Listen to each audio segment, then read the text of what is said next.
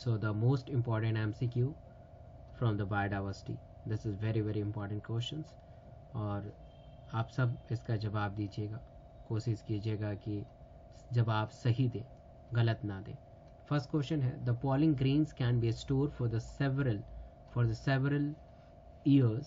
several year and in a liquid nitrogen having a temperature of. हालांकि chapter 2 का भी question है और बायोडाइवर्सिटी का भी क्वेश्चन है. आप सब इसका आंसर बताइएगा.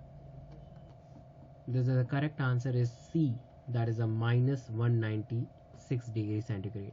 -196 degree centigrade at the liquid nitrogen हम इसे कंजर्व करके रखते हैं. और इसलिए कंजर्व करके रखते हैं कि अगर कोई भी प्लांट एक्सटिंक्ट होने वाला है तो उसके पॉलिन ग्रेन्स को हम स्टोर करके रख लेते हैं. अगर बाद में इन नियर फ्यूचर कभी भी चीज़ें फेवरेबल हो तो फिर उस सीड को या उस पॉलिन को हम तरह तरह माध्यम से यूज़ करके और उसको ग्रो कर सकते हैं और नया प्लांट बना सकते हैं. अगर वो प्लांट एक्सटेंट हो रहा है तो इसके पीछे एटमॉस्फेरिक फैक्टर का भी बहुत बड़ा रोल रहता है, क्योंकि एटमॉस्फेयर अभी अलाउ नहीं कर रही है, इसलिए वो ऑर्गेनिज्म सही से ग्रो नहीं कर पा रहा है, इसलिए हमें उस समय उनको प्रोटेक्ट कर लेना.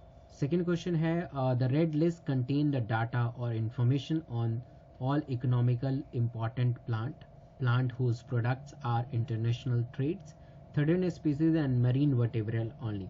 बताइएगा आंसर इसका. तो this is a very easy question. Red list is mainly included in red data book जो IUCN के द्वारा ये बुक लिखी जाती है. और इस बुक में तरह तरह के जो एक्सटिंक्ट होने वाले स्पीसीज़ हैं उनके बारे में विवरण रहता है, ताकि हम सब अपने आप को ये समझ सकें कि कौन से स्पीसीज़ जो है नियर फ्यूचर में एक्सटिंक्ट हो जाएगी.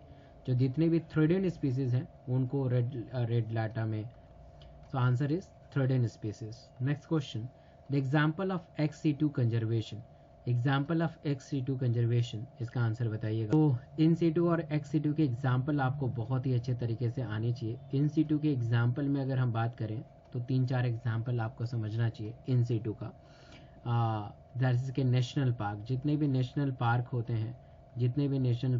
हैं वो इन सीटू के एग्जाम्पल में आते हैं. जितने भी सेंचुरीज होती हैं वो सारे के सारे इन सीटू में आते हैं. जितने भी सेक्रेड ग्रुप्स होते हैं वो सारे के सारे इन सीटू में आते हैं. तो the example of XC2 is a seed bank. Right. So answer is seed bank. Right. Next question, the largest tiger reserve in India. तो ये थोड़ा सा डिफरेंट क्वेश्चन है, NCERT में नहीं है, बट आपको आंसर देना चाहिए. ये NCERT में तो विवरण नहीं है, बट आपको इसका आंसर देने की कोशिश करना चाहिए. चलिए आंसर दीजिए. तो yes, that is called Nagarjuna Sagar श्रेलियानम.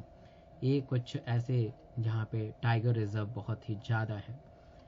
Biodiversity of geographical region represent. तो इनमें से चारों में से आंसर बताइए कि बायोडाइवर्सिटी एक पर्टिकुलर एरिया क्या रिप्रेजेंट करता है. So the answer will be the diversity in the organism living in the particular area. Right.